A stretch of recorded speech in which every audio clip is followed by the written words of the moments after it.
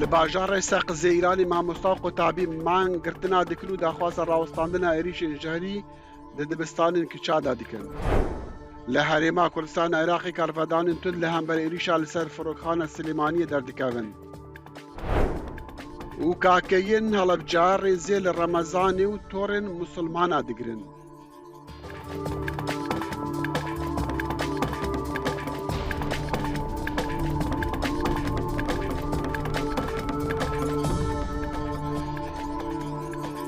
دەم باش و بخێر هاتن بەرنامەیە کورد کۆنەکشن ji dengê Amerîka li Washington. ئەمڕۆ دووشەمە لە شاری سەقزی ئێران مانگرتنی بەرفراوان بە مەبەستی شەرمەزارکردنی هێرشی ژەهراویکردن و کیمیایی بۆ سەر قوتابیان بەڕێوەچوو. بە پێی هەواڵەکانی ڕێکخراوی هەنگاو بۆ مافەکانی مرۆڤ لە زۆربەی قوتابخانەکانی شاری سەقز مامۆستایان و قوتابیان بایکۆتی پۆلەکانی خوێندنیان کرد و مانیان گرت. شەوی ڕابردووش خەڵکی شاری مەهاباد ناڕەزایەتی خۆیان لە سەر هێریشە مادە کیمیایەکان بۆ سەر خوێندکاران دەربڕی و پاڵپشتی خۆیان بۆ ڕاوەستاندن و لێکۆڵینەوە لەسەر ئەم کارەیان نیشاندا. لە هەوڵێکی دیکەدا بۆ کۆنتڕۆلکردنی زیادبوونی ژمارەی ژنانی سەرپێچیکردن لە یاسای جلوبەرگی زۆرەملی ئێران دەکەن، دەسەڵاتداران پشتڕاست دەکەن کە کامیرا لە شوێنە گشتیەکان و ڕێگاوبانەکاندا دادەنێن بۆ ناسینەوە و سزادانی ژنانی سەرپێچی ئەو یاسایانە دەکەن. پۆلیسی ئێران ڕۆژی شەممە ڕایگەیاند کاربەدەستانی ئێران کامیرە لە شوێنە گشتیەکان دادەنێن بۆ ناسینەوە و سزادانی ئەو ژنانەی حیجابدانانێن. بەرپرسی پۆلیسی ئێران جەختی لەسەر گرتنەبەری ئەم ڕێوشوێنە نوێیە کرد. بەکارهێنانی تەکنۆلۆژیا و ئامێری پێشکەوتوو کەسەکە دەناسێتەوە. ئەو کچە ئاگادار دەکرێتەوە. دواتر ئەو کەسە بە بەڵگەنامەکانەوە بە سیستمی دادوەری دەناسێنرێت بۆ مامەڵەکردن لەگەڵ ئەو پرسەدا. بەرپرسەکەی پۆلیس تەنانەت باسی لەوە کرد کە دوکان و بازاڕەکان نابێ بێڵن خانمان بێ حیجاب بێنە شوێنەکانیان. ئەو بازرگانانەی پابەندی یاسای حیجاب نابن سەرەتا ئاگادار دەکرێنەوە. پاشان ئاگاداری داخستنی کارەکانیان پێدەگات و دواتر شوێنەکانیان دادەخرێن. ئەم هۆشداریە هۆڵ و چێشتخانە و ناوەندە بازرگانیە گەورەکان دەگرێتەوە. پرسی حیجاب و بەڵاپۆشی خانمان بۆ تەبابەتێکی گەرم لە ئێران پاش بڵاوبوونەوەی گرتە ڤیدیۆیەک لە تۆڕە کۆمەڵایەتیەکاندا لە سیمانی سێ کە پیاوێک نیشان دەدات دوای بینینی دووژن بەبێ حیجاب کە چوونەتە ناو دوکانێکی شیرەمەنی ڕوبەڕوویان دەبێتەوە و قاپەماست بەسەری هەردووکیاندا دەکات. ئەو کارەوای کرد خاوەندوکانی شیرەمەنی و کەسانی دیکەی ناو دوکانەکە ڕوبەڕووی پیاوەکە ببنەوە. ئەمڕۆ داوا مشتومڕەکانی کۆمەڵگای ئێرانی لەسەر حیجاب پۆشین زیندوو کردەوە. ناتوانیت ماز بکەی بەسەری ژنێکدا و وابیر بکەیتەوە کە شتێکی گەورەت کردووە وایە تا ئەوەی کەسێک بە ئاراستەیەکی دروستدا ڕێنیمایی بکەیت. ئەو پەیوەندی بە کەسەکە خۆیەتی، ئەو ویستویەتی بەو شێوەیە جلوبەرگ بپۆشێت و بە ویستی خۆی جلەکانی لەبەر کردووە. ئەوە کاروباری هیچ کەسێکی تر نییە. ڕێبەری باڵای کۆماری ئیسلامی ئێرانیش لە ڕۆژی چوارشەممەی چواریمانی چواردا بە فەرمی باسی لەو پرسە کرد. پرسی حیجاب بربەستی یاسایی شریعەت نییە، سنووردارکردنی حکوومەت نییە، یاسایی و ئاینیە، لابردنی حیجاب لە شریعەتدا قەدەغەیە. بەپێی یاسای شریعەتی ئیسلامی ئێران کە دوایی شۆڕشی 1970 سەپێنراوە ژنان ناچار کراون باڵا پۆش بن، سەرپێچی کاران ڕوبەڕووی سەرزەنشکردنی گشتی غەرامەکردن و یان دەستگیرکردن بوونەتەوە. شایان پاشا، دەنی ئەمریکا، واشنگتن. هاوکاتی ڕاگەاندنی هەواڵی هێریشی ژەهراویکردن بۆ سەر قوتابیان بەرپرسانی پۆلیسی ئێران ڕادەگەینن کە بە کەڵکوەرگرتن لە کەرەستە پێشکەوتووی تەکنۆلۆژیا دەسەڵاتداران دەتوانن ئەو ژنانەی حیجابیان لەبەر ناکەن دەست نیشانکەن و بیان بەنە پێش دادگاکان. بۆ بەدواچوون بەسەر ئەم هەموو پێشاتەدا لە ئێران کورد کۆنەکشن میوانداری خانم ژیلە مستەجر ئەندامی ڕێکخراوی هەنگاو بۆ مافەکانی مرۆڤ دەکات. ژیلە خانم ئەم کاتت باش بەچی دەست پێ بکەین؟ بە پەیامی ئەوەی کە ئەمڕۆ لە سەقز مانگرتن بووە دژی بابەتی ژەهراویکردنی کچان یانش ئەو بابەتی کە لە ئارادایە بۆ دانانی کامێرەکان. فەرموو. سڵاوڕێز بۆ ئێوە سپاس بۆ میوانداریتان. لە ڕاستیە بابەتەکان ئەوەندە زۆرن و ئەوەندە ڕووداوەکان دڵتەزێنن لە ئێران زۆر زەحمەتە کە لە میدیا بتوانی ورد بینەوە لەسەر هەر کامێکیانەوە بەباشی و تەسەلی قسەی لەسەر بکەین. بەڵام لە ڕاستیە ئەوەی کە ئێستا بۆ هەمووان گرنگترە پارێزراوی گیانی ئەو منداڵە قوتابیانەیە کە دەچنە قوتابخانەوە دوای دەستپێکی سەری ساڵی تازە لە ئێران منداڵەکان ئەچنەوە قوتابخانە گیانیان بەڕاستی کەوتووەتە مەترسیەوە هەروە کە دەزانن بینەرانیشتان لەوانەیە ئاگادار بن لە 4 مانگ لەوە پێشەوە هێرشە کیمیاییەکان بۆ سەر قوتابخانەی کچان بە تایبەتی تر دەستی پێکردووەوە تا ئێستا کچانێکی زۆر بەپێی ئەو ئامارانەی کە خودی جمهوری ئیسلامی بڵاوی کردووەتەوە زیاتر لە 13,000 کەس لە کچانی قوتابی ژەهراوی بوون و سەردانی نەخۆشخانەکانیان کردووە بە ئێمە بەپێی ئەزمون دەزانین کە ئەم ئامارانە کە جمهوری ئیسلامی بڵاوی دەکاتەوە زۆر کەمترە لە ئامارە ڕاستەقینەکان و هەمیشە جمهوری ئیسلامی هەوڵی داوە کە ئامارە ڕاستەقینەکە بڵاو نەکاتەوە بە دڵنیاییەوە ئامارەکان زۆر زیاترن و شارەکان وانەیە کە هێرش دەکرێتە سەریان و دوێنێ ئێمە ڕامانگەیاند وەکو ڕێکخراوی هەنگاو کە یەکێک لەو منداڵانە کە ژەهراوی کراوە و زیاتر لە 20 ڕۆژ لە نەخۆشخانە ماوەتەوە بەداخەوە گیانی لە دەستداوە. بەداخەوە ژیلە خانم سەرچاوی ئەم کارە کەس باسی کردووە کەس لێکوڕینەوە دەکاتن کەس دەزانی چییە؟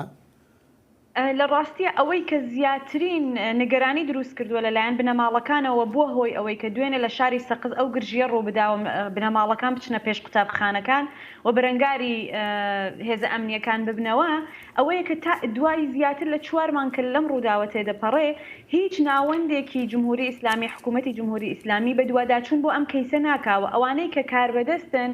بەردەوام ئەم ڕووداوانیان ڕەت کردووەتەوە ئەڵێن شتی وا نییە و ڕادەگەێنن کە مناڵانە سترسیان هەیە ئەم منداڵانە خۆیان کاری وا دەکەن و ڕووداوەکان بە دوور دەخەنەوە لە ڕاستیە لەو لایشەوە هیچ ناوەندێکی حکومی بە دوواداچوون بۆ ڕاستی بابەتەکە ناکا و ئەم بابەتە هەروە ماوەتەوە بنەماڵەکان نیگەرانن لە گیانی منداڵەکانیان و نایشتوانن منداڵەکان نەنێرنەوە بەر قوتابخانە بۆ یعنی ئەگەر یەکێک مناڵەکەی خۆی نەنێرتە قوتابخانە چی لێ دەکەن ینی چی دەبێ؟ آخر یعنی ئەم بنەماڵی ناتوانێت بەرپرسیارەتی نەخوێندنی ئەم منداڵە بگرێتە ئەستۆ ینی بڕیاردان بۆ بنەماڵەکان بەڕاستی زۆر زەحمەتە ئەرکی ئەم بنەماڵاوەیە کە ئەم منداڵە بنێرێتەوە بەرخوێندن و ئەرکی حکوومەتیش ئەوەیە کە ئەم منداڵە لە تا ئەو کاتێک لە چوارچێوەی قوتابخانەکەی ئەمنیەتی پارێزرا و بێ گیانی پارێزراوە مەبەستی ئەو لایەنەش مەبەستی ئەو لایەنەش کە ئەو کارە دەکەن ئەوەیە کە کچەکان نەچنە خوێندنگا بەڵێن کچەکان بترسێن و پێش بەم شۆڕشە ژنانەیە بگیرێ کە لە چوارچێوەی ئێران و لە کوردستان دەستی پێکردووە و داوای ماف و ئازادیەکانی ژنان دەکات. ژیلە خان دەمویست باسی بابەتی دانانی کامرە لە شوێنە گشتیەکان بۆ چاودێریکردنی ئەو خانمانەی کە حیجابی زۆرەمەلی دانانین. یعنی ئەمە چ پەیامێکە؟ پەیامی ئەوەیە کە حکوومەتی تاران ئێستا کۆنترۆلی وەزعەکە دەکاتن و ئیتر شۆڕەشی ژینە ئەمینی هەڕەشە نیە لەسەریان؟ لە ڕاستیە لە ماوەی 44 ساڵی ڕابردووە بەردەوام زەخت و گوشار لەسەر ژنان هەبووە بۆ سەرەتایی دەستبەرکردنی سەرەتاییترین مافەکانیان یەک لەوان هەڵبژاردننی حیجاب بە شێوەی دڵخوازی خۆیانە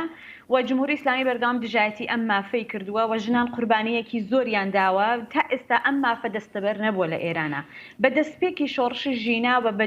دەستپێکی دروشمی ژن ژیان ئازادی کە سەرەتاکان وا باز دەکرا کە بەهۆی ئەو گرژیانەی کە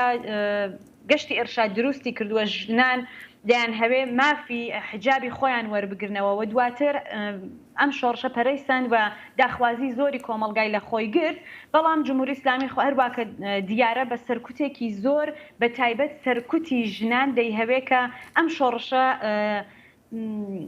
سەر نەگرێ و ژنان بنێرێتەوە ناو ماڵی خوان و هەر لە ئەم هێرشە کیمیایانەی ڕێک لەو چوارچێوەی دەیهەوێ بڵێ ئێوە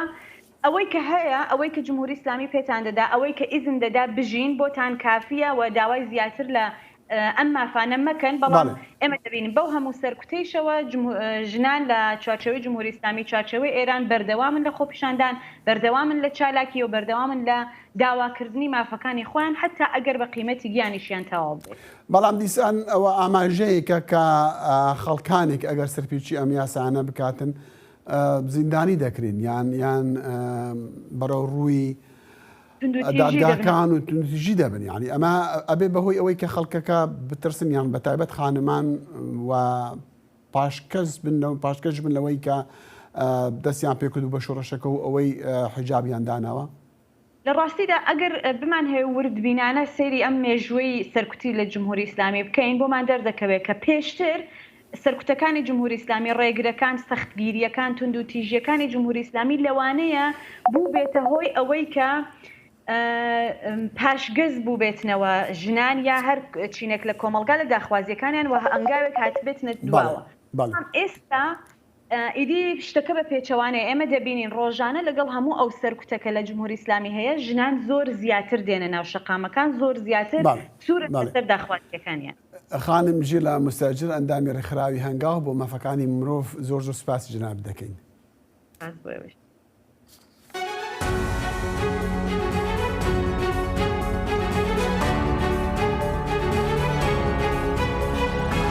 چاوی واشنگتن بەرنامەیەکی هەفتانەیە لە بەشی کوردی دەنگی ئەمریکاوە ئامادە و پێشکەش دەکرێت. من بەڵێن ساڵح هەموو ڕۆژانێکی هەینی لەگەڵ پسپۆڕاندا تاوتوێی گەرموگورترین بابەتی ڕۆژ دەکەین لە پەیوەندی بە سیاسەتی دەرەوەی ئەمریکاوە. لەگەڵمان بن.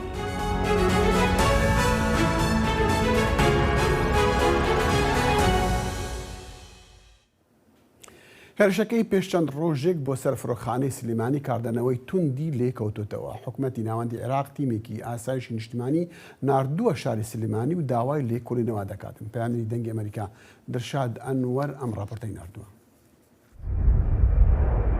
هێرشەکەی تورکیا بۆ سەر فڕۆکەخانەی سلێمانی و داخستنی ئاسمانی وڵاتەکەی بەڕووی سلێمانیدا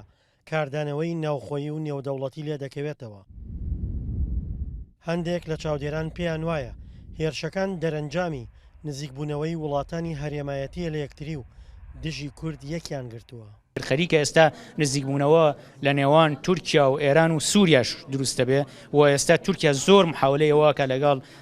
بەشار ئەسەد ئاشتی بکە و ئەگەر ئاشتی بکات بەدڵنیاییەوە کێشەی کورد لە ڕۆژاواش یەکێکە بێت لەو بابەتانەی کە لەسەر مێزی گفتوگۆ دانوستانی لەسەرەکرێ و مساوبێن لەسەرەکرێ. چاودێران هێرشەکانی تورکیا و داخستنی گەشتەکانی تورکیا بۆ تووڕەیی ئەو وڵاتە لە هەمانگی نێوان یەکێتی نیشتیمانی و هێزەکانی سووریای دیموکرات دەگێڕنەوە. تورکیا لە چەند شتێک تووڕێ لە سلێمانی و یەکێ لەوانە پێی وایە سلێمانی زۆر نزیک بۆتەوە لە حەشدی شعبی نزیک بۆتەوانێت لە هێزەکانی سووریای دیموکراتی و پێی وایە هێزەکانی پەکە لەم سنوورە بە ئازادانە کار دەکەن کە ئەمە بەشێکی ڕاز نییە تاکو دوێنێ پێرش گوشار لەسەر چالاکوانی پەکەوان لە سلێمانیەوە گرتن و لێپرسینۆشیان لەگەڵا کراوە. حکوومەتی عێراق تیمێکی ئەمنی ڕەوانەی سلێمانی کرد بۆ لێکۆڵینەوە لە هێرشەکەی تورکیا، بەڵام پەرلەمانتارانی عێراق پێیان وایە عێراق هیچی بەرامبەر تورکیا پێ ناکرێ. بەداخەوە عێراق هەڵوێستی لاوازە لە بەرامبەر تورکیا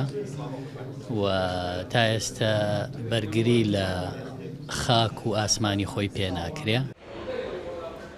فشارەکانی تورکیا بۆ سەر سلێمانی لە کاتێکدایە هێزە کوردیەکانی هەرێمی کوردستان نێوانیان خراپە. ئەمەش ئاستەنگی بۆ هەڵوێست دەربڕینی هاوبەش و پێکەوە بەرەنگاربوونەوەی فشارەکان دروست کردووە. دڵشاد ئەنوەر، دەنگی ئەمریکا، گەرمیان. هێرشەکەی تورکیا بۆ سەر فڕۆکخانەی سلێمانی پەیوەندیەکانی نێوان یەکێتی و پارتی خراپتر کردووە. لە ئێستاشدا شەڕی میدیای لە دژی یەکتر بەڕێوە دەبن. یەکێتی هێزێکی ئەمنی ناوخۆ بە هاوکاری تورکیا لە هێرشەکەی سلێمانی تۆمەتبار دەکاتن کە مەبەستی پارتیە و پارتیش هاوکاریەکانی یەکێتی بۆ ڕۆژ ئاوا و پەکێکێ بە دژایەتی خۆی دەزانێتن. چاودرانش ئاڵۆزیەکان بە مەترسی بۆ هەرێمی کوردستان دەزانن. پەیامەری دەنگی ئەمریکا سنوور کەریم لە سلێمانی بۆ چۆنی چەند لایەنی وەرگرتووە. هێرشەکەی تورکیا بۆ سەر فڕۆکەخانەی سلێمانی پەیوەندیەکانی یەکێتی و پارتی گەڕاندەوە خاڵی سفر. هەرچەندە لە ئاستی ناوخۆ هاوسۆزیەکی گشتی دروست بووە و لە ئاستی سیاسی لایەنەکان و چاودێران بە یەکەوە دژی ئەم لەشکرکێشیە وەستاونەتەوە، بەڵام یەکێتی و پارتی بە یەکجاری لە یەک دوورخستەوە. ئەو هەڵوێستانەی ئەو یەکێتی نیشتیمانی کوردستان لێرە حیزبی باڵا دەستە و ئەو پەیوەندیانەی کە لەگەڵ هێزەکانی سووریای دیموکرات و هاوکاریەکانی بۆ کوردانی ڕۆژاوە ئەمە هۆکاری ئەساسی بووە و لایەنێکی ناوخۆی و کە هێزێکی ئەمنی بە پێی زانیاری هەواڵگریەکانیان لەگەڵ میتی تورکی و لەگەڵ دەوڵەتی تورکیا گەشتونەتە ئەو بڕیارەی کەوا سلێمانی بخەنە ژێر گەمارۆ. یەکێتی لایەنێکی ئەمنی ناوخۆیی تەخوین دەکا بەوەی هۆکار بووە بە پێدانی زانیاری بە تورکیا کە ئاماژەیە بۆ پارتی هەرچی پارتی دیموکراتی کوردستانی شەپەی وایە یەکێتی لە ڕێگەی پشتیوانی پەکەکەوە کەوتونەتە دژایەتی پارتی هێرشێکی ناڕەوە و تۆمەت بەخشینەوەیان دەست پێ کرد بەرامبەر بە پارتی ئەو کاردانەوەی لێکەوتەوە هۆکارەکەی ئەوە بوو یەکێتی بینی زۆر خۆشە لەگەڵ لایەنە کوردستانەکانی گرمە بەسێ پەکەکە و هەسەدەوەوانە بێ مەسەلە بینخۆشی ئەو بینخۆشیە لەسەر ئەساسی بیر و باوەڕی کوردایەتی و نیشتیمانی نییە لەسەر دوو ئەساسەکە من دوێنێ وتارێکم بڵاو کردوەوە ئەو دوو ئەساسیتیایە یەکیان بریتە لە دوژمنی مشترک یعنی کە ئێمە این پارتیە دوو مەسەلەی بازرگانی چاودێران پێیان وایە تا نێوان یەکێتی و پارتی هاوشێوەی ئێستا خراپ بێت دۆخەکە لەبارترە بۆ دەستوەردانی وڵاتانی ئیقلیمی ئەو دۆخێکی ئێستا دروست بووە بە تایبەتی ناکۆشی نێوان یەکێتی نیشتیمانی و پارتی دیموکراتی کوردستان بەداخەوە ڕەنگی داوەتەوە لە چۆنیەتی مامەڵەکردنی تیمەکانیان لە ناو حکومەت لەگەڵ یەکترە ئەمە زیانێکی ئێجگار گەورەی داوە لە ئەزمونونەکە بەگشتی دووەم لە کارکردن بە شێوازی یەکتیمی لە حکومەتە دەسەڵاتی جێبەجێکردن هەرچەندە ئەمە چەندەمین جارە تورکیا سەروەری خاکی عێراق و هەرێمی کوردستان پێشێل دەکات و بەو هۆیشەوە چەند هاوڵاتیەکی هەرێمی کوردستان گیانیان لەدەستداوە بەڵام بە ئەندازەی هێرشەکەی ئەم جارە کاردانەوەی ناوخۆیی و دەرەکی بە دوای خۆیدا نەهێناوە. سنوور کەریم دەنگی ئەمریکا سلێمانی. ئەگەرچی ڕایەدارن بە ڕەوانیە لە تورکیا دەبێژن ئەو نەئاگاهداری وێ عێریشا لە نێزیک فڕۆخانە نفرێتەوەیە سلێمانیەنە لێ بەغدا بانگ لە ئەنکەرێ دەکە هەتا داخوازە لێبوورینی بکە و وێ دژبوونکاریە لەسەر عەردی عێراقی ڕاوەستینە ئەف پێشات چەندێ دێپەیوەندیەن سستên بەغدا و ئەنکەرێ سستر بکن و چەندێ دێ کاریگەریە بکە سەر پەیوەندیەن خراپên پارتی دیموکراتی کوردستان و یەکێتیان نیشتیمانی کوردستان و تێکڕایە کەش و هەوای سیاسی و ئاسایشی ژی لە هەرێمێ سامی ڕێکانی لێ کۆلەر و مامۆستای زانکۆیا دۆکێ بە مەڕەیە ڕاستە و خۆش بۆ بەرسڤاوان چەند پرسێن ماکاک سامی دەم باش سپاس بۆ دەمێ و من دەخواست ژ پەیوەندیەن تورکیا و عێراقی دەست پێ بکەن چەندێ ئەف عێریشا لەسەر فڕۆخان و جێکی سڤیل بووی وێ کاریگەریە خراپ هەبە لەسەر پەیوەندیەن بەن هەردوو وڵاتان دەستپێکی سڵاو بۆتە و کەناڵە هێوەر هەموو بوو بینەرە هێژا دەستپێکی پێدەبیان بزانین قۆناغ بۆ قۆناغێ شێوێ هەڤرکیە یە ئەقلیمی تایبەت سەر واقع عێراقی پشتی 2003 تایبەت دەکەم بەرەخدەی مابەینە جەبهەی تورکی و ئیرانی يعني ئەف منطقە تایبەت gelek giringiya عێراقê çi bû Tirkiye çi bû İranê giringiya gelek mezina stratejiya منطقê de çi ser astê hevrekiya duwelî ku her du quwet bihêzin ser astê منطقê de ku petitine pêş çi ser astê eqlîmî de mabeyne we xwe de ku mêjuya ku hevrekî û hevdijiyên منطقê de heye Iraq bite hemî gavetkevin de wê Sûriye bûye cihekê yê ku bêjin yani بشي بيجيت اف منطقه تشيب شيتن جدير كيف تشيش وبيتن احتمالا في كاريوات منطقه الزحيب بيتن هل قواجي او يهشيال سر المنطقه هبيت سر العراق وسوريا احتمالا فتر دي امنيه باشا روجا خود باريجتن اف چنده يعني قناغ بقناغ ده هش كيفن حتى في قبي ابا بردامه بل بي چنده بيتامن في قناغ قبي ده عندك نزيبون هبنا ما بين ايراني وتركيا عندك مشروع كي بي بغير ده وكي در جبهه روسی شورکن و افریقا چه بود به منطقه و جبهه اوروپی امریکا سفر شاید کردن یعنی حتی راده که عندك نجی بون عندك خلاده نجی که یکن تایبت مشروع چوانی سردریه گل سوریه و گل عراق يعني حتى حدك هذا يعني ركبتينا بس عندك خالديه مساله سياسي ام بيجن جانب امني جانب نفوذي منطقه ده هيك شواد بيتن هر خلك هبيتم كاربين كمبيوتر جي خو بكتنو اجيب كت ورقي بو دانو صندوق ومفاوضات الجري بل في چندي دي نام العراق بخوجي امريكا كو برف قناغ قادي شويه هر چند هبريكي و ديماي طيبه سكالا دز داين ان دز داينانا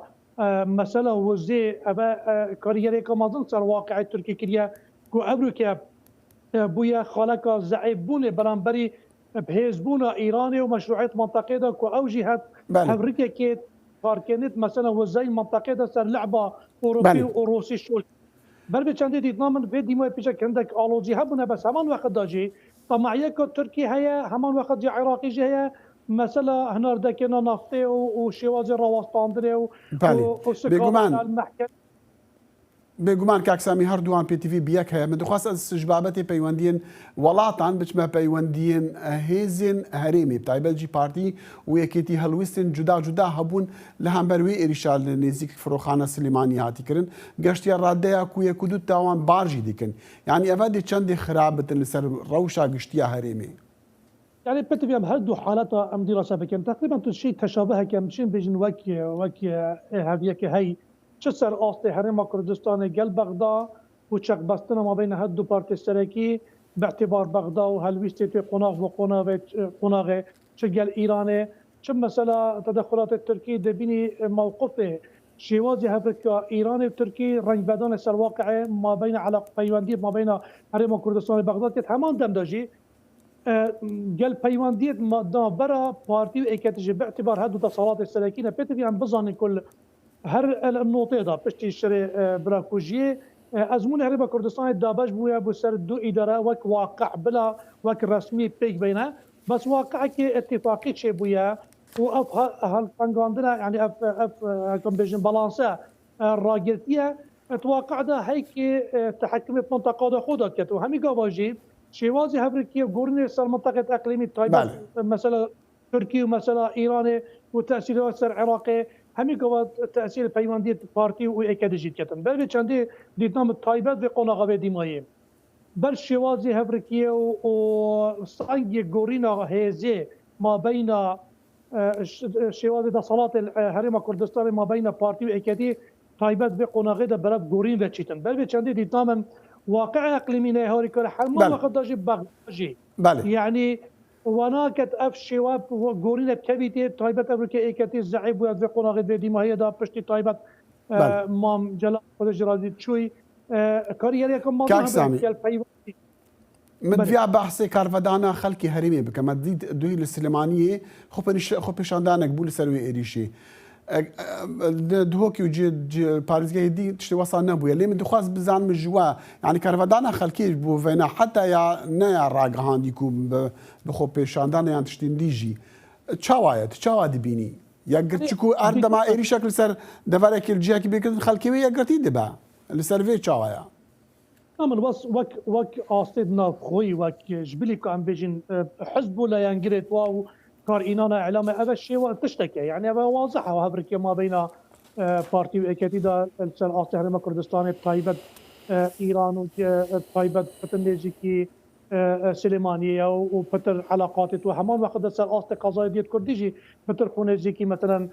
كان بيني بكاكي وقصد وأفتشتها بس بالمقابل ده بيني بارتي هما شوازكي دي قال همان حزبت أودي ما لشكري روجي هيو او فتر علاقات ديال وهيو فتر نيزيكي تركي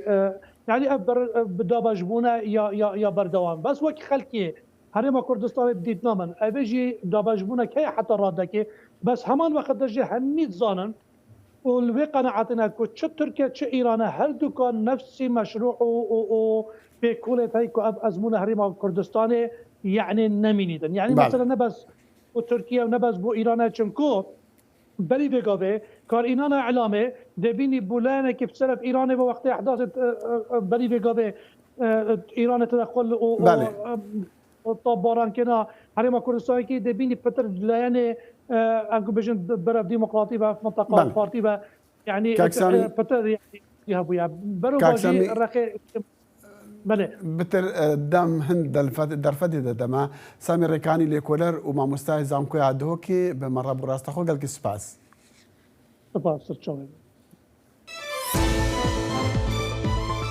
برنامه هفترنگ برنامه كونري يا بشي كردي لدنگي امريكاي از لقمان احمد هر دو هفتي جاركي ودبم قركي ناف اختي چاندو ونرارنكي بمرنه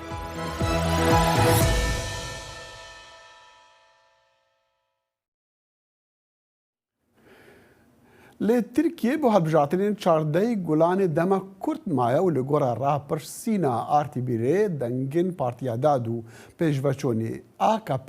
کو پارتیا دەسەڵاتدارە ji 42 داکەتیە 31 دەنگان لەگەڵ دوورکەتنا دەنگدەران jî hejmareka zêdeya siyasetvanan jî yên AKP helbet veqetiyane û derbasî partiyên dî dibin. Endamên berî yên AKP ku niha endamên devê ne ji dengê Amerîka re ji peyamnêrê dengê Amerîka re Arif Aslan re behsî sedemên vê guhartinê dikin. Li gor rapirsîna artıbîrê dengên Partiya Dad û Pêşvebirinê AKP ku Partiya Desthilat e ji 42 daketiye heya 1 dengan. Her wiha hejmarek siyasetmevanên AKP jî derbasî partiyên dîn bûne. Li wanê me ji endamên AKP'yên berê ku nihe endamên Partiya Pêşketin û Demokrasiyê Devayê ne pirsî gelê wan çima dest ji AKP berdaye. Sê çar donema xaş çû li feqet piştîyekê politika xwe jî xira kir,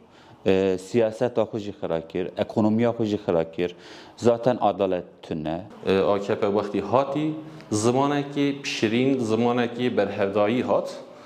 Piştê wî tevaliya hindê partiya kir. Ev jî ji bilga me re, ji miletê me re ji wijdanî olarak êdî qebûlkirin nehadê bû. Yani me neçem qebûlkin wî. Çünkü her çeşit bir em ki derece siyaset bite bikem em Kurdin. Deva di nehê adara 2020 da bi pêşengiya Alî Babacan ku berê wezîrê hikûmeta AKP bû hatibû damezrandin.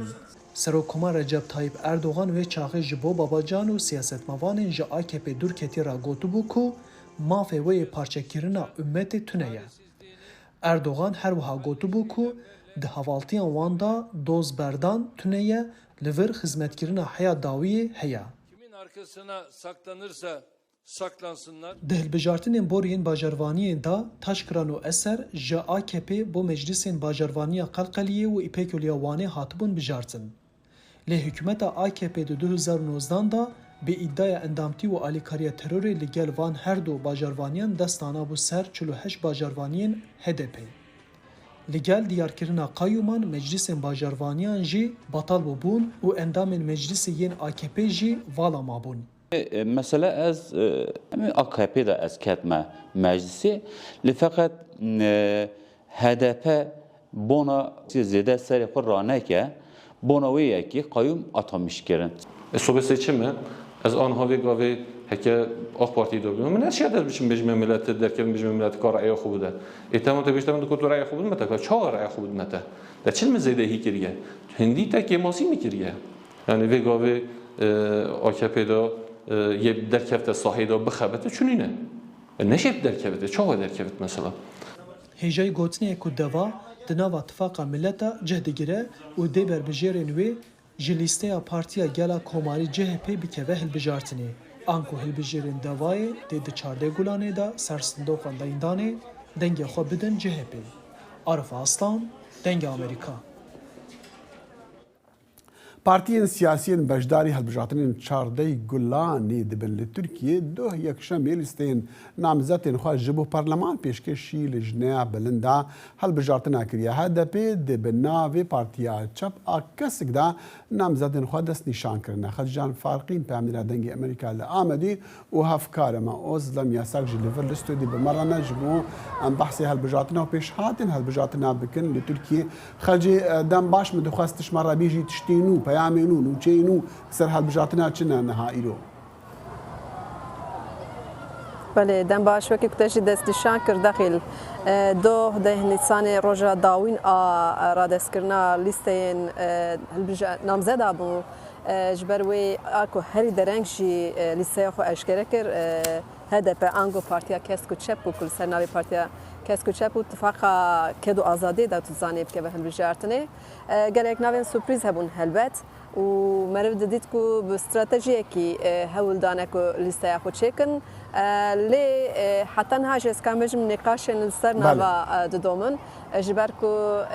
yanî hin parlamenter ciyan hatine guhertin hin navê nû tê hatine zêdekirin navên de çavarîkirî dikare ve mijara gelek raportin. Xelcê min dixwazim بزانم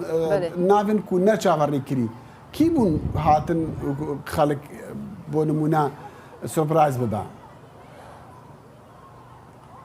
يعني ناب اصل خدا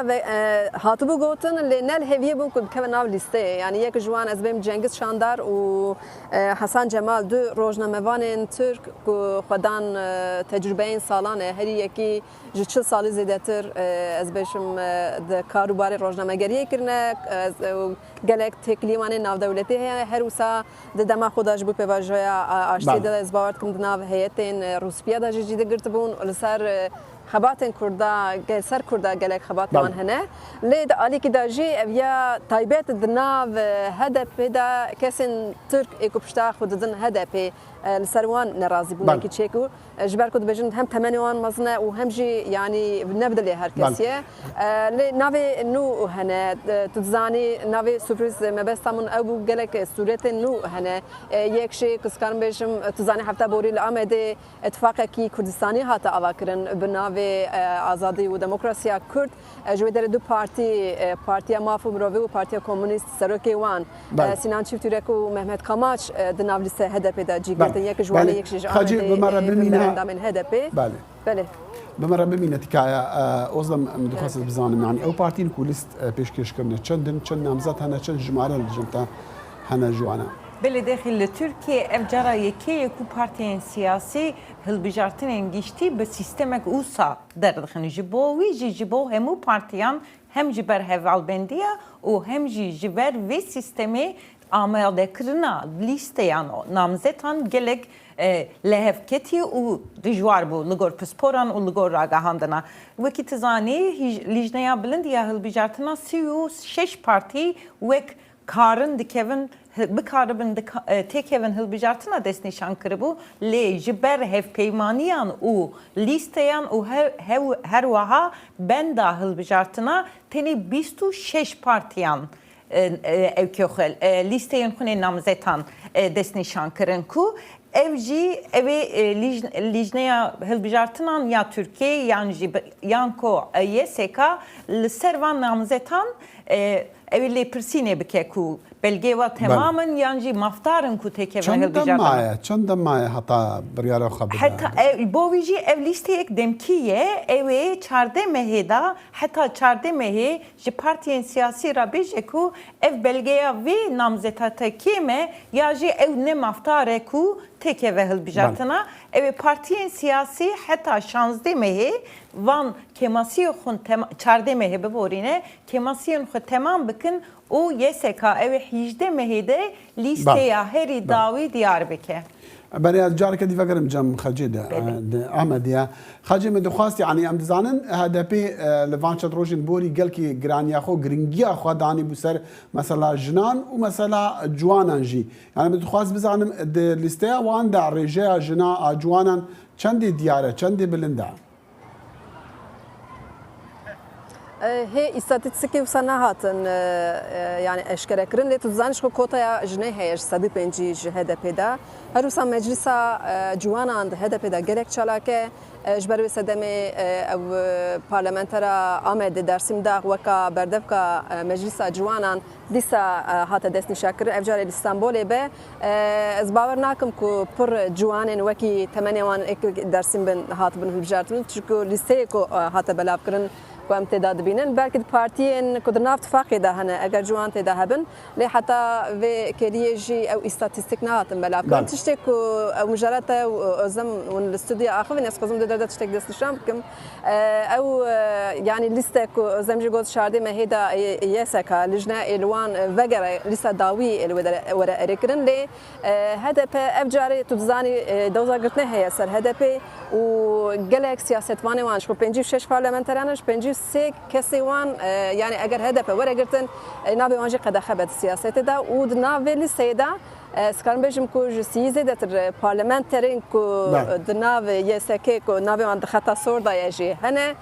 لبالكي حتى وي دمي اگر برياره هدف ورا داين وقد خبب دبك نابورن غهرتنجي يعني احتمال كبير انجي هي لوكي كو امزان انها براستيجي لسه هيجي تنقاش كرنا هيجي تنقاش كرن حتى حفتك دو حتى جواكي بدومه يعني لي يعني خالق الامد طيبت تمك ما برسي ما تقول قالون رازينه نرازينه او تبجن يعني اكو من البدرا ددن يعني بارتيك هزكيه مجبوي ددن يعني الشخص كنت هالبجارتنجي هل بات الجوري بيفانين وي بارتيين اكو يعني سلوك الريفبرين وي بارتي او هجاديتنا لو ما كنا نام زدبه كان بنرنا وصل خيات كاين نقاش قالك بدو من داخل تجد عقيب جمتها اوزنا مثل مثلا رجاء جنان وكو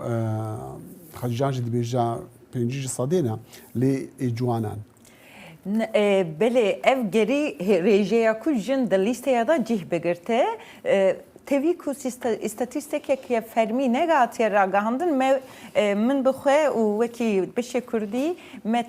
xebatek taybet çêkir dexil li gor vê lîsteya wekî tu zanî ew ê 16 parlamenter di hilbijartinan da ji bo Meclisa Tirkiye werin bijartin lê bi tevahî bo wî jî ji bo tevahiya partiyan bi hizaran berbijaran serî lê da bo namzetiyê bi tevahîl di nav van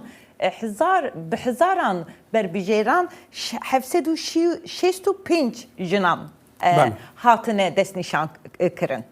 أصلاً بدو خاص بكرتي قد شمرة برابرسين نهاية في داوين سر مثلا نامزدين سلوكاتية چه دبیجن؟ بله لگور راپرسین ناونگیا ناوا مها آداره و هری داوی یا و مهی کو 5 نیسان دا هاتیه کرن خویاد که کو دنابرا اردوغان و کلشتاروğlu'ya da teni nezi dü jisedi dü ferxeye ku Kılıçdaroğlu da peşiye daye de vere u şeydaji dengin berbijerin Sisya Muharrem İnce u Sinan Oğan ya çaran evi ve pevajoye Diyarbakır u saxoyadike. Özlem gelki spas bu xalcan farqinji ja amedi rapersiyaka Ajansa Reuters roja çarşamba borî pêşbînî dike ku Kurd înana darayî li Tirkiye careka dî bi 8.5 milyar dolaran tomar kiriye ev jî bi egerê bilindbûna ev jî bi egerê bilindbûna behayê zêr û wizeya li demekî ku pêşbîniya Kurd înanê di sala 2023 da digehte 45 milyar dolaran datayên aborî nîşan didin ku Kurd înana aboriyê Tirkiye li meha dû Şibatê bi rêjeya 51.4 ji sedî bû û gehişte 12.8 milyar dolaran. Ev bi sedemê zêdebûna zêdekirina kirîna zêriya û giraniya bihayê veguhastina wize û enerjiya li Tirkiye.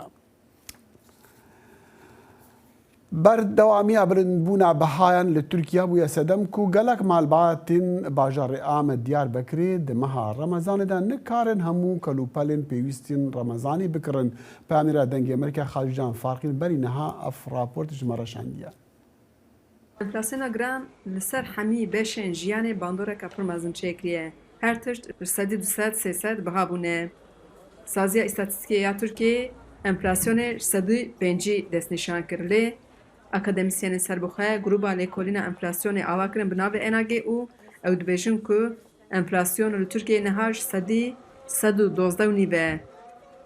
دمها اداره دا انفلاسیون صدی 5 زده بویه. البته وکی همی باجاران آمجید بن گرانیا بهایا انفلاسیون دایه. گوشت با بویی، رون با بویی، آروان با بویی، هر چیز بایه. یعنی تشتک ناش سندنیدی. رفعت اوکور رونشوان آمده. اوجد بیشه لسفریان بره دفتریه دا چند جوره خوارن داتانین لنها باش نکارن جوره یکیشی چیکن او بهایا جیانه به پیوا خلایه بناسه دکه او فقیر مرا بره ده çeşit yemek derser sini agaya çay peyniri, çay torak, işte çay zeytuni yemek tuna. او فقیر مگو بره باوکاله مدگو غلا ما وجه تونکا بسینی غلا ذاتنا المها رمضان ده هن خوارن هنکو جنگرن سفرین فتاریینه آواسوسه عجین شیرانه هلبت جگر آمده جی خمنا سفریانه لیج پارو ایسال گرانیک مازن هیکو ادمروب جوان خوارنان جی محرومانه وکی هرتشتی انفلاسیون لوانجی خستیه نوزاد پوسته 30 سالان یه عجینه خود بیجه پورسیونا پار به 25 بو ایسال جپنجی به خاطره ایسال پاری که در تشتا پاری که اینکی زام بود يعني إلو تراكي أيضا أمر فرتاج كي إلو تراكي حوالي 6 مليون مارول كي 15 مليون جبنا وين كي مصرفاوي جرانه حتى دست مهر هم دكارن إنسان مرا همین که کماتی دیدن حتی پار حتی پیرار متورده که اروان 305 میلیون اما گاسینه 505 میلیون Burma qedayîfa Diyarbekiriyê. Di nav da têra xwe gûz heye bi nivîşk çê dibe. Kîloya wî 200 lîra ye. Qedayîf cureyek şîraniya Amedê ye ku kîloya wê gihîştiye 200. Şîranî jî êdî bûye xwarina sifreyên dewlemendan. Firqek pir mezin di nav Remezana par û îsal da heye. Par di rojek de me li gorî îsal 15 senî zêdetir şîranî difrot, lê Remezana îsal da kara me ji 105 kêm bû. Şîraniya ku par 100 lîre bû, îsal bû 105 lîre. Di meha Remezanê de adeta gelek malbatan e ku fitariya xwe li derve bi kebaba cîgerê vekin. Lê îsal malbatek ji sê endeman bixwazin şîvê li dikana kebaban bixin, lazim e ku nêzî 500 lîre ji çav derxin. Milat nikare mesela milat askerî ücret dişuğle zaten ev kira bide bire lokantê de nanê bixe nikare yani ya qîm nake ev pera qîm nake. Piştî hilbijartinê me tirsî heye ku enflasyon jî ji vî halê xerabtir bibe. Hacı Can Farqîn, Dengê Amerîka, Amed. وزیر دادê berê Amerîka William Barr got Donald Trump serokê berê Amerîka çalek ji xwe re kola ji ber jimareka pirsên qanûnî ku wî xwexistî nav da û wesa diyar e dê lawaztirîn namzedê komarî be ji bo hilbijartinên serokatiyê. Di hevpeyvînekê de di gel bernameya This Week ya televizyona ABC William Barr got Trump xwexist çalekê bi veşartina belgenameyên nepenî di mala xwe da û her wesa bihandana êrîşan li ser Kongresê li şeşî mehayek a sala 2020 wî got jî ez ecêbgirtî namînim ku wî ev hemû pirsên qanûnî hene. Wezîrê Dadê yê hikûmeta Trump got berî ew ji karê xwe derkeve wî ev hişdarî dabûn Trump lê got jî wî bawerî nîne bi hêza qanûniya hemû 34 tometên li dijî Trump hatîndan li dadgeha New Yorkê. حکومەتی ئەمریکا دەڵێتن تانە لە بریارێکی دادوەری فیدرالی ویلایەتی تەکساس دەداتن کە پەسەندکردنی 20 ساڵەی حەبی لە باربردنی مناڵ ڕاگرتووە.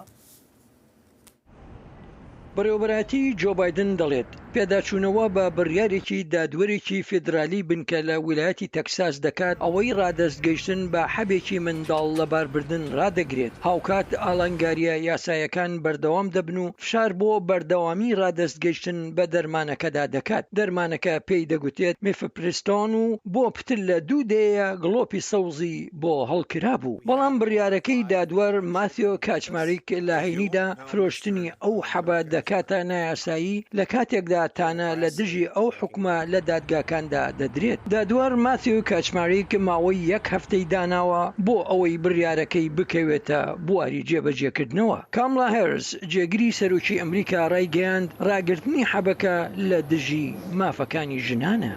هیچ گومانی تێدا نییە کە جۆ بایدنی سەرۆکی ئەمریکا و خودی خۆم پشتگیری لە ژنانی ئەمریکا دەکەین و هەرچی لە توانەماندا هەبێت دەیکەین بۆ دڵنیابوون لەوەی ژنان مافیان بۆ بڕیاردان سەبارەت بە خزمەتگوزاری تەندروستی خۆیان هەبێت. مافی پریستۆن بەشێکە لە سیستمی دوو دەرمانی کە بۆ لە باربردنی منداڵ بە دەرمان لە 10 هەفتەی یەکەمی دووجانیدا بەکاردەهێنرێت. ئەم دەرمانە بۆ پتر لە نیوەی حاڵەتەکانی لە باربردن لە وڵاتدا بەکاردەهێنرێت. گروپەکانی دژی لە باربردنی منداڵ ساڵی ڕابردوو سکاڵایان لەسەر بەڕێوەبەرەتی خۆراک و دەرمان تۆمار کرد و گوتیان دەستگاکە پرۆسەیەکی نادروستی 2 دەیە لەمەوبەر بۆ پەسەندکردنی دەرمانەکە بەکارهێنا بوو. من دەمەوێت سپاسی ئەو کەسانە بکەم کە منیان گەیاندە ئەم خاڵە یەکەم و پێش هەموو شتێک سەرۆک ترامپ.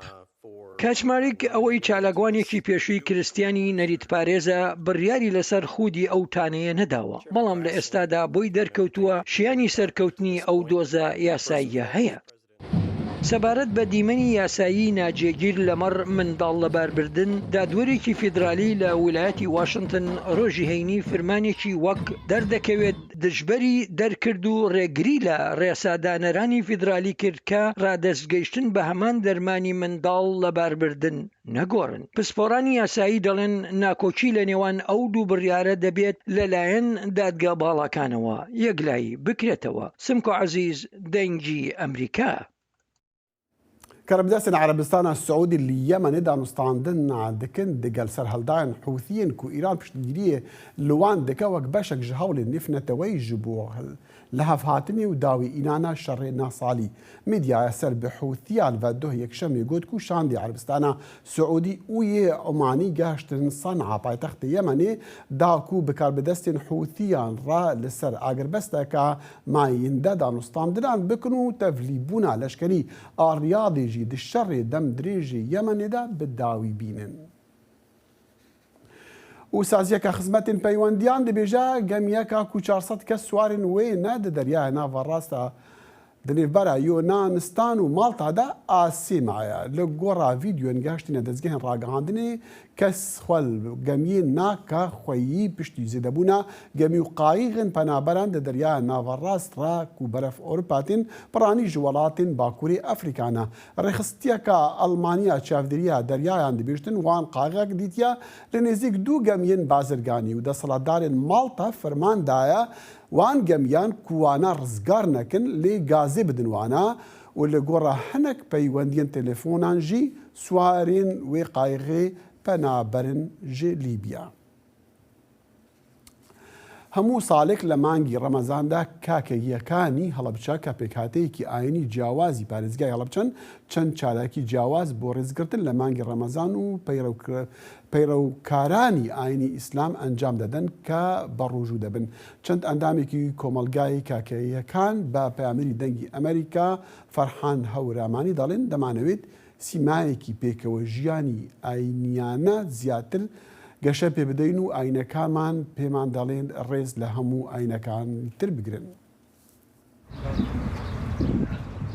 ئەڵۆ سەرتاشێکی کاکەیە و بە بۆنەی مانگی ڕەمەزانەوە هەموو ساڵێک سەرتاشخانەکەی لە یەکەم ڕۆژی مانگی ڕەمەزاندا دەکاتە بێ بەرامبەر و لە ڕۆژانی ئایندەشدا تا کۆتایی مانگەکە بە ڕێژەی لە 150 داشکاندن بۆ کرێی پیشەکەی دەکات. دوو مەبەستە پێکێ هەم پێکەوەژیانی ئاینی زیاتر بتەوترەکە لەبەی نێوان ئاینەکانە هەم ئەرکێکی کۆمەڵایەتی و ئەرکێکی ئاینی خۆم ێزانم کە ڕێز لە ئاین و ئاینزاکانی تر و بۆنە ئاینەکانیان بگرم. لە مانگەدا کاکەیەکان کە پێگاتەیەکی ئاینی جیاوازن لە هەڵەبجا تەواوی دوکان و شوێنە گشتەکانیان دادەخەن و ڕێز لە مانگی ڕەمەزان دەگرن. وەکو هەر تاشێکی مسلمان کە مانگی ڕەمەزانیەت بە زۆری پابەند دەبن بۆی کە خواردن و خواردنەوە لە دەرەوە لە پێشچاوی ڕۆژەوانەکان نەخورێت و هەروەها بۆنە و مناسەبەکان بۆ منە لە مانگی ڕەمەزاندا من هەرگیز بەبیرم نایە ئاهەنگی بوو گواستنەوە حەفلات و ئەوانە کرابێ لە ناو ئێمەدا و تا حدێکی زۆر پابندێک هەیە بە ڕێزگرتن بەم مانگەوە. گەنجانی کاکەیی بۆ مانگە هەموو ساڵێک خولێکی وەرزشی دەکەنەوە و لە ڕێگەی وەرزشەکەیانەوە پەیامی پێکەوە ژیانی ئاینی و ڕێزگرتن لە ئاینەکان دووپات دەکەنەوە. وەڵای مەکو کاکەیەکان بە چاوێکی ڕێزەوە سەیری مانگی ڕەمەزانی پیرۆزەکەین چونکە هەر لە کۆنەوە لەم شاراوەکو براپێکەوە ژیاوین و زۆر ڕێز لە یەکەگرین ئەمان ڕێزێکی زۆر لە ئێمەگرن ئێمەش ڕێزێکی زۆر لەوانەگرین و ئێمەش لەبەر ڕێزی ئەوان ئەم خولەمان کردوێتەوە. لای خەڵکی هەڵەبجە بەگشتی ئەم مامەڵەیە لە نێوان موسڵمان و کاکەیەکان مێژوویەکی دێرینی هەیە و پارێزگاری لێ دەکەن. لێرە ئاینداری جۆرێک کراوە بە جۆرێک لە جۆرەکان هەمیشە جۆرێک لە هارمۆنیای تێدا بووە لە سنووری هەڵەبجە بوو. تەسەوەر کە جوولەکەکانی هەڵەبجە چوون لای شێخی حیسامەدین داوای لە کاتی نۆژەنکردنەوەی دەیر و کەنیسەکەی خۆیان بۆ نمونە چوون لای ئەوان داریان ینی وتویان ئێمە پێداویستیمانە ئەوێ گەورەترین شاداری زەڵم کە پێی دەڵێن چنارە گەورەی زەڵم بەخشیویەتی بەوان. سیماکانی پێکەوەژیانی ئاینیانە لە هەڵەبجە لە ڕابردوودا لە نێوان ئیسلام و جووەکان و کاکەیەکان مێژوویەکی جوانی شارەکە بوون. ئێستا کە جووەکان لە هەڵەبجە نەماون، کاکەیەکان و مسلمانەکان درێژە بەو مێژووە ئاینیە دەدەن. فەرحان هەورامانی، دەنگی ئەمریکا، هەڵەبجە. بهیڤیا دەمن خۆش سباهی دیسان مەجۆڤانە دگەلوە و بەرنەمەکە دیە کورد کونەکشن هەتا وی دەمی و هەموو دەمانژی هەر شاد و بەختەوەر بن و خدا حافظ.